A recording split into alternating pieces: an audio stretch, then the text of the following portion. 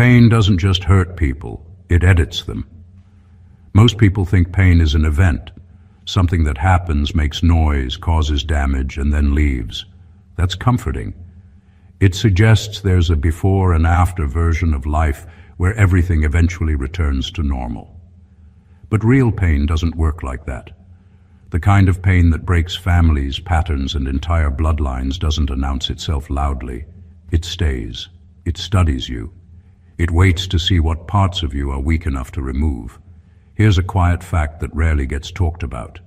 Prolonged psychological stress doesn't just affect memory or mood. It physically reshapes the brain. Regions responsible for threat detection grow stronger, while areas linked to trust and ease shrink. In other words, pain doesn't just give you experience.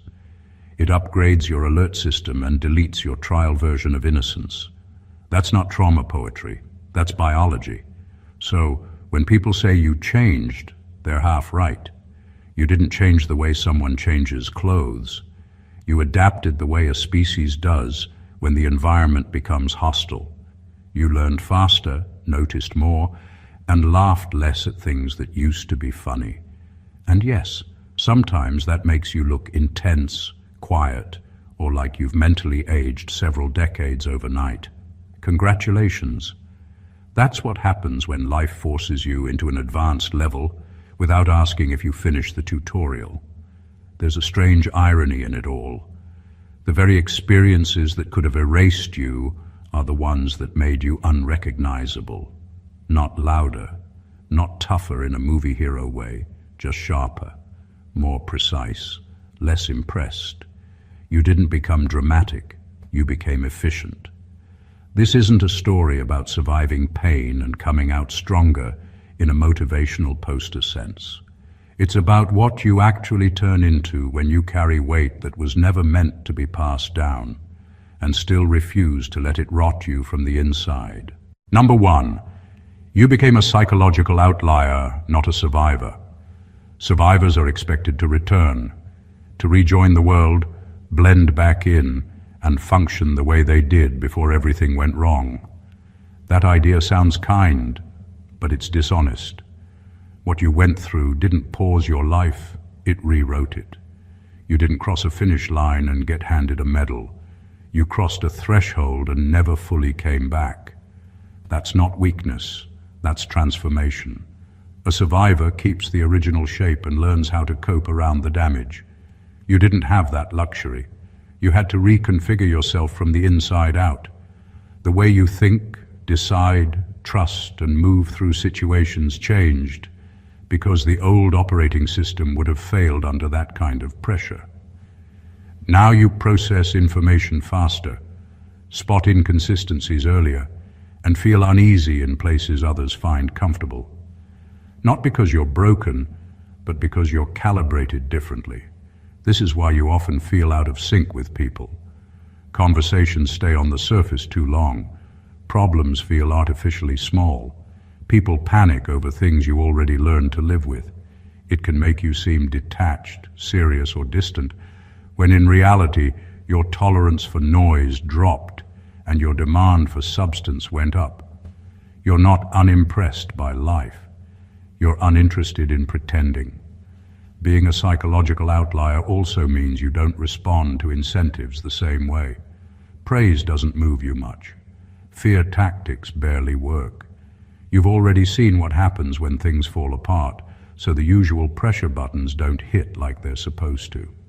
That makes some people uncomfortable. They can't predict you, motivate you, or scare you into compliance, and they often mislabel that as arrogance or coldness. But the truth is simpler. You're not here to prove resilience. You're here because you adapted when adaptation was the only option. You don't wear survival as an identity because you're not trying to be inspirational. You just learned how to exist in conditions that would have collapsed entire family patterns, and you came out operating on a level most people never have to reach. That's not survival. That's becoming something else entirely. Number 2, your nervous system rewired itself for threat, not comfort. When most people talk about trauma or pain, They frame it like an emotional wound that will heal over time. That's convenient, but it's far from the truth. The kind of pain you endure doesn't just linger in memory. It rewires the very circuitry of your body. Your nervous system isn't designed to forgive easily. It's designed to survive. And yours took notes, learned lessons, and now reacts in ways most people will never understand. You don't relax the way other people do. Even when your surroundings look safe, a small part of your mind is scanning for danger, looking for the hidden edge that could strike at any moment. That's not paranoia. It's a survival upgrade that your body forced on you because the old system would have gotten you hurt again. What others call overthinking is just your nervous system's way of keeping you one step ahead of a world that once tried to break you. Every twitch of anxiety, every pulse of tension is a warning system, finely tuned and unwilling to turn off. The funny part is that people mistake this for weakness. They see tension and assume fragility. They see vigilance and call it obsession. They don't realize that your body remembers in ways your mind can't fully explain. Muscles stay ready. Senses stay sharp. Sleep never truly feels safe because your body refuses to forget the lessons of chaos. Comfort became a foreign concept because comfort is optional and danger is persistent. And yet, there's power in it. This rewiring doesn't just protect you. It gives you insight that others can't access. You notice threats before they surface. You detect deception in tones, gestures, and pauses. You move through situations with an unconscious awareness that feels almost instinctual. That's not a flaw or a curse. It's a product of endurance. You weren't made to blend in or rest easy. You were made to navigate a world that underestimated the cost of ignoring the ones who endured what they couldn't survive. You don't just live with the past. You live because your body adapted to it, becoming sharper, faster, and harder to catch off guard than anyone around you. The nervous system didn't break. You just evolved under fire. Number 3, you lost the ability to be naive, and that was the real cost. Naivety is often romanticized as innocence, like a badge of purity you get to wear until the world teaches you otherwise. But the truth is, losing naivety isn't a lesson you sign up for. It's a debt you inherit from pain that was never meant for you. When you went through what you went through, your mind stopped trusting that people would act in predictable, safe ways. You learned too early, too deeply, that appearances are deceptive and comfort is often a trap. That's not just growing up. That's surviving a system designed to exploit hesitation and ignorance. Once naivety disappears, life stops being a series of surprises and starts being a series of calculations. You can't go into situations blindly anymore. Every smile, every compliment, every offer comes with a shadow of skepticism because you've seen how easily trust can be weaponized. You see patterns other people overlook, understand motives they ignore, and notice the consequences before they happen. That level of awareness isn't chosen. It's enforced by experience, and it doesn't come with a pause button. There's a side effect to this that most people miss. Losing naivety doesn't just change how you see others. It changes how you see yourself. You become conscious of your own vulnerabilities in a way that never existed before. Every decision carries weight. Every action is measured because you know the cost of error. That doesn't make you cynical. It makes you precise. You aren't impressed by easy wins or comforting lies because you've already paid the price for ignoring truth once. And yet there's a strange freedom in it. Once innocence is gone, you stop being easily manipulated. You navigate life with sharper instincts and clearer boundaries. You laugh less at foolishness, but you also waste less energy on it.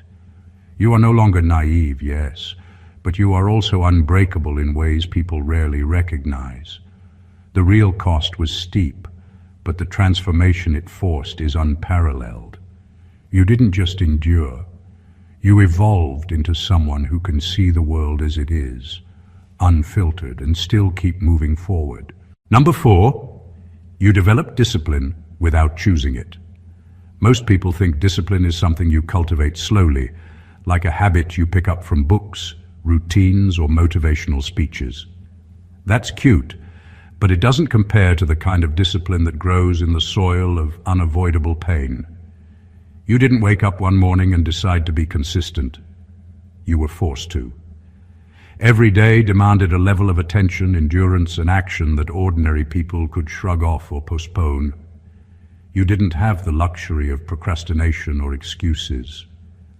Discipline became less of a choice and more of a survival mechanism. This is why the kind of discipline you carry feels different. It isn't about hitting the gym, meditating, or following trends. It's deeper. It's a quiet, relentless engine that moves whether you're motivated or not. Your mind learned that hesitation costs too much. Delay equals danger. Every step you take is calculated, precise, and often invisible to anyone else. That's the kind of consistency forged under pressure, habit transformed into instinct. You also learned that discipline isn't always neat. It doesn't come with applause. It's messy, exhausting, and sometimes lonely. There were moments when you wanted to give up, when the weight felt unbearable, but you didn't. Because giving up wasn't an option, and failure wasn't just personal. It carried consequences that echoed beyond you. That's what separates this from ordinary perseverance. It's not self-improvement. It's survival refined into action. And here's the irony. People admire discipline when it's flashy, public, or easy to track. But your discipline is invisible until it meets a challenge no one else can handle. It's in the quiet decisions, the repeated actions that seem mundane to outsiders, and the refusal to break under pressure. You don't talk about it, and that makes it even more potent. You didn't become disciplined because you wanted to be admired. You became disciplined because pain required it. The world thinks of discipline as effort. You learned it as necessity. And that makes it not just unshakable, but almost untouchable. It's the kind of strength that others can see only when it's too late to stop you. Number 5, you stopped expecting rescue and started engineering exits. There's a moment in certain kinds of suffering when you realize no one is coming. Not the people you counted on, not the systems that promised protection, not the fate that was supposed to intervene. Most people cling to hope, waiting for someone to step in and fix what's broken. You didn't have that luxury. Pain like yours doesn't wait politely for help. It forces you to act, to adapt, and to create solutions before the next blow lands. That's when you stopped hoping for rescue and started building exits. These exits aren't just physical, they're mental, emotional, and strategic. You learned to anticipate danger, calculate risk, and construct paths that ensure you remain standing even when everything around you collapses. You no longer rely on others to guide you through chaos, because you've seen firsthand how unreliable human hands can be. Instead, you map your own escape, design your own safeguards, and trust your own judgment above all else. That's not arrogance, it's the direct result of experience. This shift changes how you interact with the world. You become deliberate in your relationships, cautious in your commitments, and precise in your movements. You notice opportunities and threats before they fully manifest. You plan not just for what you want, but for what could go wrong. Comfort and convenience are luxuries you no longer count on because they can vanish in a moment. Instead, you focus on control where it matters. Your choices, your environment, and your trajectory. There's a paradox in this evolution. The more self-reliant you become, the more freedom you achieve. Waiting for rescue is a passive state that ties you to others' agendas. Engineering exits, on the other hand, gives you mobility, autonomy, and foresight. You operate in a world that constantly surprises the unprepared, yet you move like a shadow with an invisible map. In the end, what you turned into isn't someone hardened by cynicism. It's someone who understands the rules of survival at a level few ever reach. You stopped expecting rescue because you became your own safest place. You became someone who doesn't just endure, but designs ways to stay unbroken no matter what comes next. Number 6, you learn to compartmentalize emotions like tools. When you've been through what would break entire families, experiencing emotions becomes a matter of survival. Feeling everything all at once isn't just exhausting, it's dangerous. You quickly realized that allowing grief, rage, or fear to run unchecked doesn't help you. It can destroy you. So you learned to compartmentalize. Each feeling became a tool, something to be used at the right time, in the right measure, rather than a weight that dragged you under. You didn't choose this out of convenience. Life demanded it. This kind of emotional compartmentalization changes the way you operate in the world. You don't react impulsively like others might. When betrayal, loss, or pressure strikes, your response isn't chaos, it's calculated. You can feel anger without letting it consume you, sadness without letting it weaken you, and even joy without becoming reckless. Emotions are no longer a flood, but a set of instruments you can pick up, use, and set down as needed. That makes you seem detached to the untrained eye, but in truth, you're the opposite. Deeply aware, deeply alive, just deliberately controlled. There's also a protective element. By compartmentalizing, you create mental boundaries that preserve your stability. You can face chaos and danger without being overwhelmed, because each emotion has a place and a purpose. You don't let external events dictate your inner state. You decide when and how each feeling is relevant. That's the difference between surviving and thriving. While others flail under pressure, you maintain focus and clarity. The ironic power of this skill is how invisible it is. Most people assume emotional mastery is about being soft, expressive, or openly resilient. Yours is quiet, almost imperceptible, and far more effective. It allows you to navigate life with precision, to act strategically, and to endure situations that would crush anyone untrained. You didn't just survive the emotional storm, you transformed it into a toolkit. You became someone who can feel deeply, act decisively, and never let what should hurt define your capacity to move forward. Number 7, you became hard to impress because you've seen the worst. Most people are impressed by gestures, words, or appearances. A flashy accomplishment, a clever lie, or a dramatic display can move them because they've never been forced to measure life in terms of survival. You, on the other hand, have seen what most people run from, what they pretend doesn't exist, and what would break anyone who isn't prepared. That kind of exposure rewires how you respond to the world. Ordinary thrills, applause, or superficial charm barely register anymore. You've learned that appearances lie, and that people rarely match the persona they present. This makes you selective, almost surgical, in what you allow to influence you.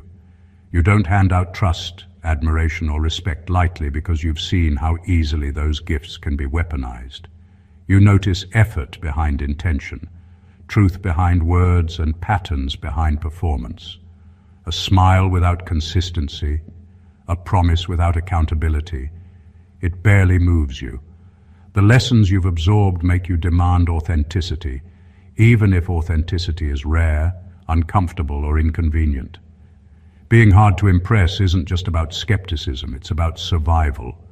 Ordinary distractions, trivial drama, and shallow competition are irrelevant to someone who has already witnessed what real pain and failure look like. You don't waste energy reacting to noise because you've already endured storms that dwarf everyday inconveniences. That makes your presence deceptive to others. You appear calm, distant, or indifferent, but internally you're always evaluating, always measuring, always aware. There's a strange power in this state.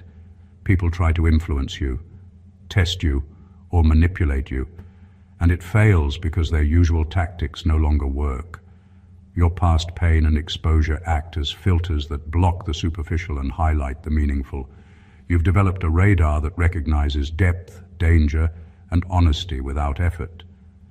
That ability makes you unshakable, but it also makes connection rare and deliberate. You aren't unimpressed because you're cold. You're precise, aware, and unafraid of the truths others avoid. The world can try to dazzle you, but you've already seen the gravity behind the curtain, and nothing ordinary tips the scale anymore. Number 8.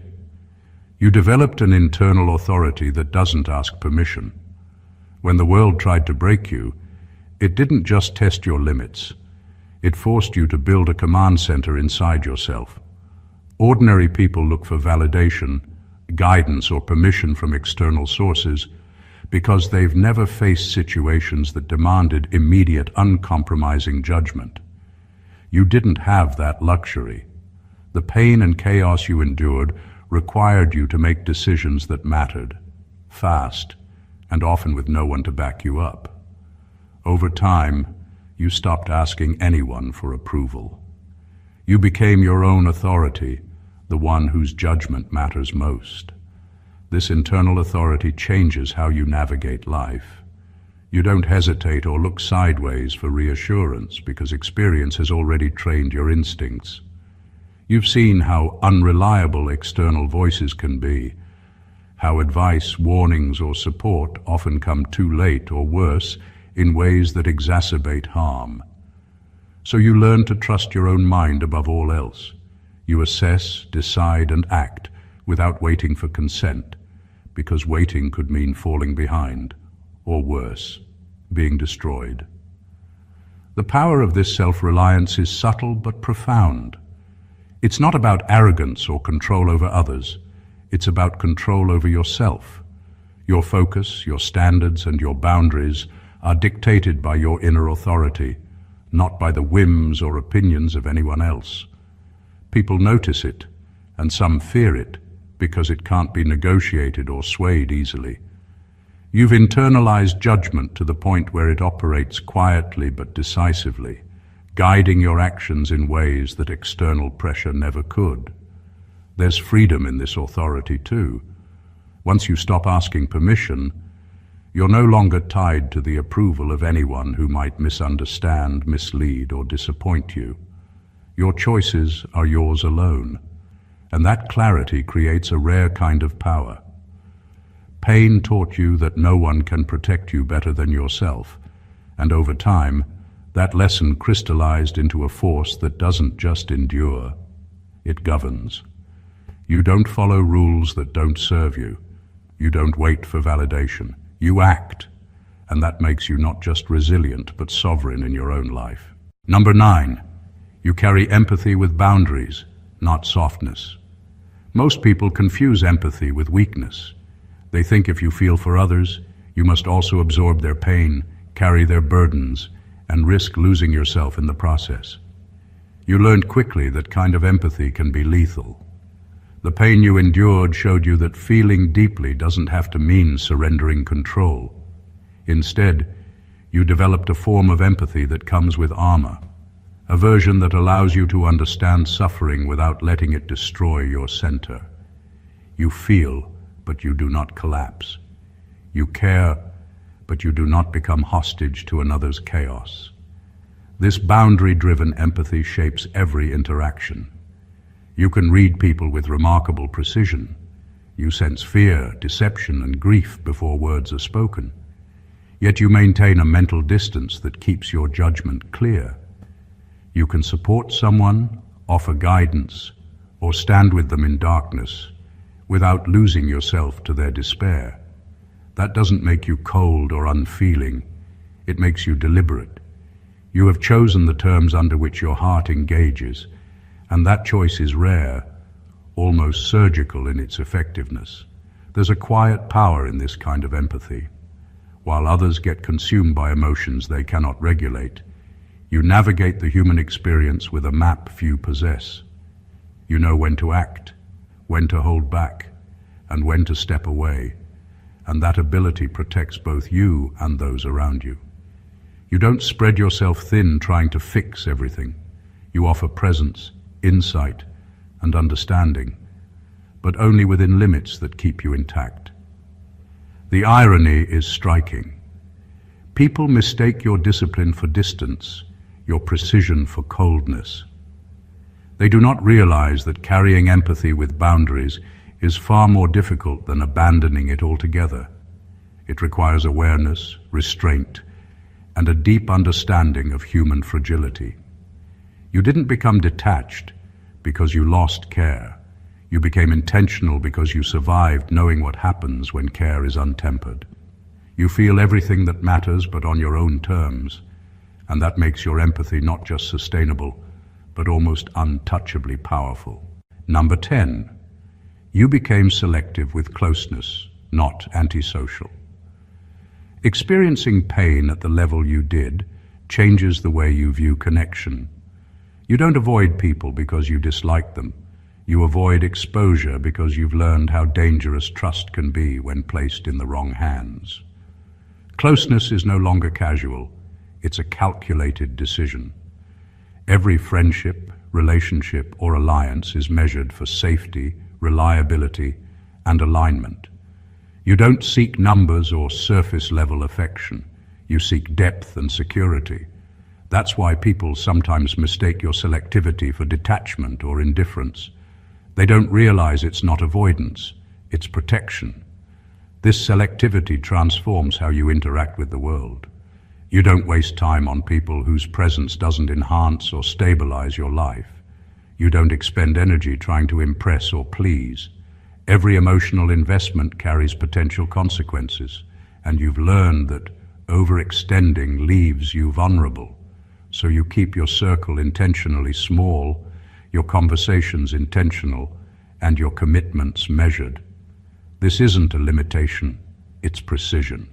You conserve energy for the people and situations that truly matter, and that focus makes you rare.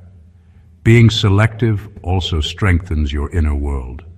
You develop loyalty, empathy, and attentiveness toward those who meet your standards because you can afford to be fully present only when the environment is safe. You don't scatter your energy across trivial connections or fleeting relationships. You engage deeply, but with discretion.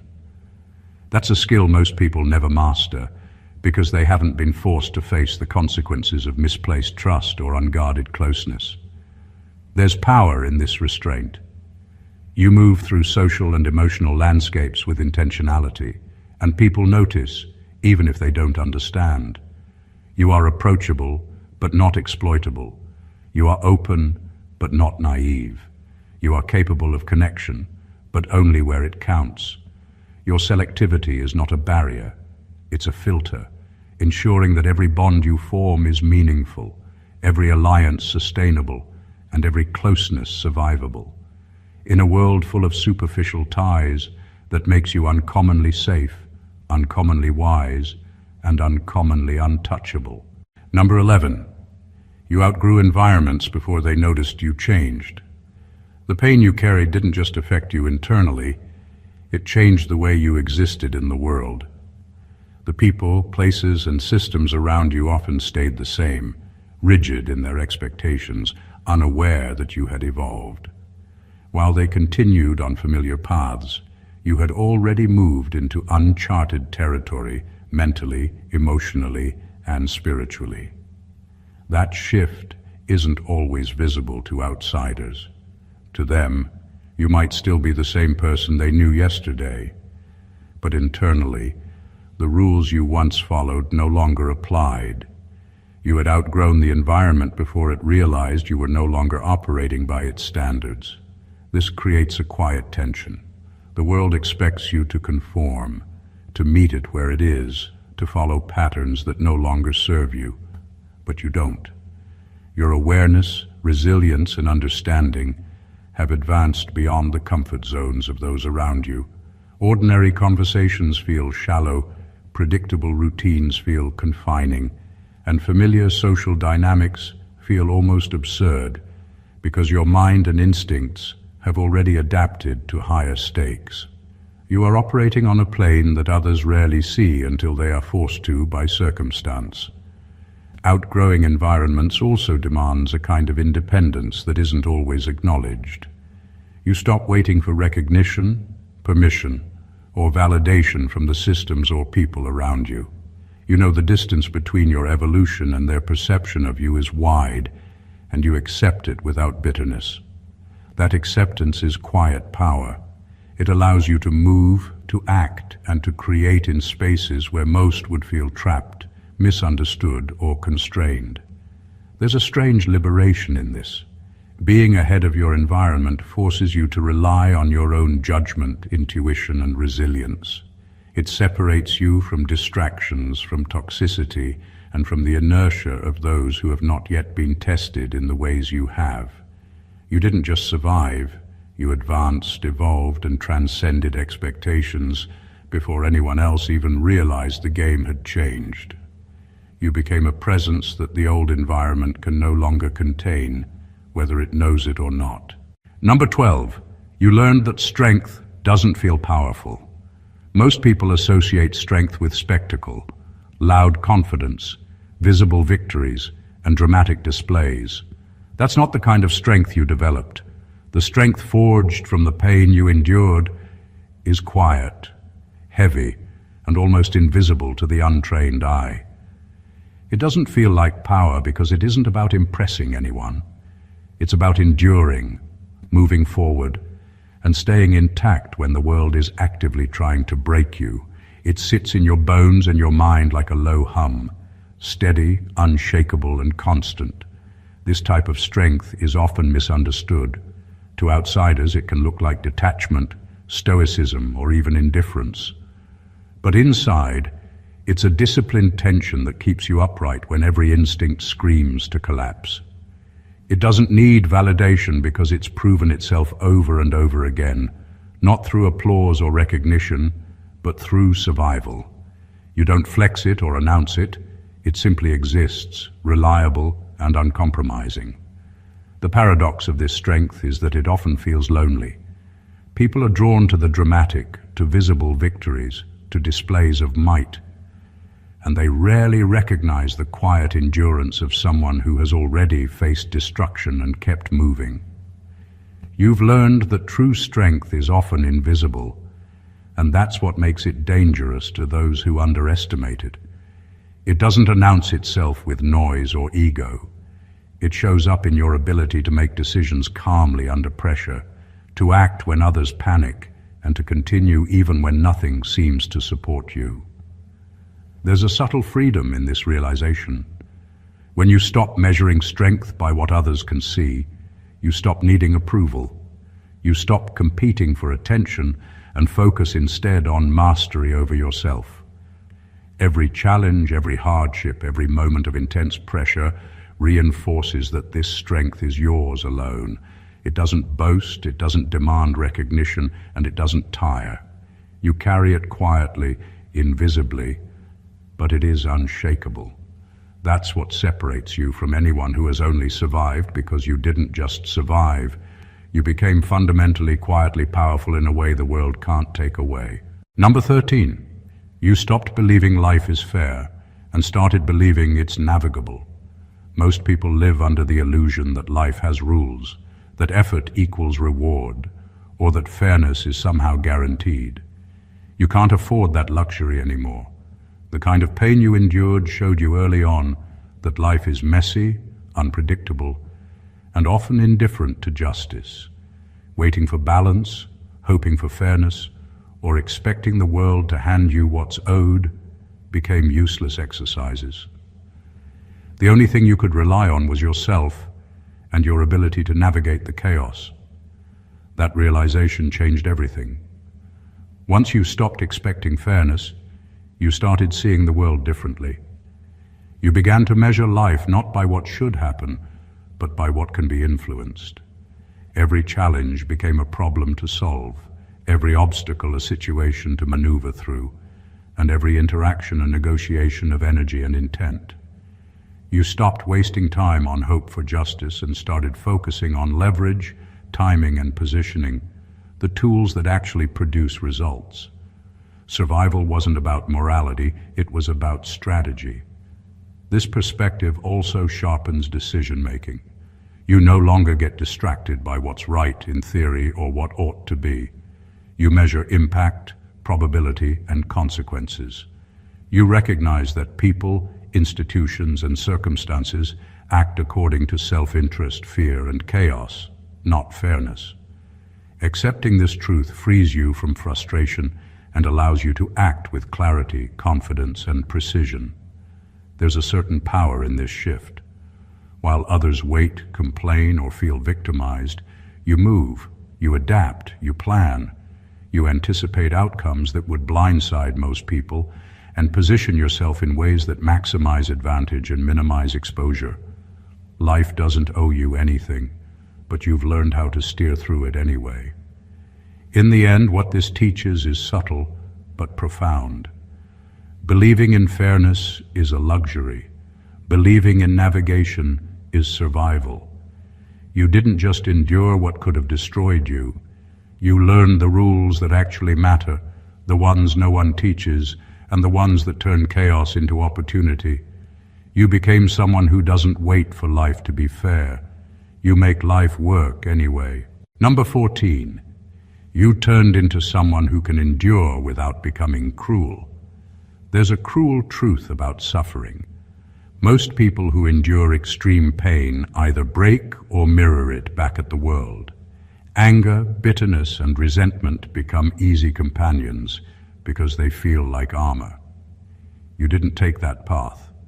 You absorbed more than most could handle, but instead of letting it harden you into someone bitter, you learned to carry it with discipline, restraint, and precision. Endurance became your identity, but it didn't corrupt your ability to act with integrity or empathy. That is the rarest transformation of all. This capacity doesn't come from virtue or moral teaching. It comes from necessity and choice. You saw what cruelty does firsthand, how it fractures trust, destroys futures, and leaves permanent marks on everyone it touches. You also saw what survival requires: clarity, patience, and the ability to navigate hardship without letting it dictate your moral compass. Enduring without cruelty means carrying weight without offloading it onto others, reacting without lashing, and moving forward without becoming a reflection of the pain you've absorbed. That is not natural. It is consciously honed. People often mistake your restraint for weakness. They assume that if you haven't lashed out, if you don't retaliate, or if you don't wield your pain as a weapon, you are fragile or naive. They don't understand that holding back takes far more strength than giving in. To maintain composure when the world has tried to break you, to continue making precise, intentional choices despite the scars, requires a level of mastery that most never achieve. The power in this transformation is quiet but profound. You've endured horrors that would crush most people, yet you didn't let them shape your character into something unrecognizable. Instead, you refined yourself, becoming someone unshakable yet humane. Someone who moves through life with authority but without malice. Someone whose survival carries a depth and subtlety few can comprehend. You became a paradox, strong enough to survive anything, and yet disciplined enough to remain fundamentally unbroken in spirit. That is the culmination of all your suffering: strength tempered by restraint, endurance without cruelty. Pain, when it reaches the level you've experienced, doesn't just leave marks. It transforms everything about who you are. It rewires your mind, sharpens your instincts, and forces you to operate on levels most people will never encounter. You didn't simply survive, you evolved. You became a psychological outlier, someone whose nervous system, intuition, and emotional intelligence were forged under pressure. You learned discipline, self-reliance, and strategic thinking in ways that were never optional. You carry empathy without weakness, discern truth from illusion, and navigate life with clarity that comes from seeing both its chaos and its possibilities. You stopped expecting fairness or rescue because you realized that survival belongs to those who act, not those who hope. You became someone who endures without bitterness, who sees deeply without being overwhelmed, and who commands their life without asking permission. Every point, every lesson, every change isn't just a coping mechanism. It's a testament to the rare and extraordinary transformation that pain can create. What you became is not just stronger, sharper, or more aware. It's someone fundamentally unbreakable, someone who can move through the world with precision, power, and integrity. These are the traits that separate the ordinary from the exceptional, the superficial from the enduring. The experiences that could have destroyed entire bloodlines instead shaped you into someone who navigates life with unmatched awareness, intentionality, and subtle force. That is the culmination of everything discussed, the quiet, relentless, and transformative power of enduring what most cannot. If this perspective resonated with you, don't let it stop here. Subscribe to the channel for more insights that challenge, awaken, and transform. Hit the like button if this gave you a new way of seeing strength. Leave a comment to share your thoughts or experiences, and share this with someone who needs to understand the power of endurance and transformation. Every action you take here helps keep this conversation alive, because what you've learned and what you've become deserves to be witnessed. Stay blessed always.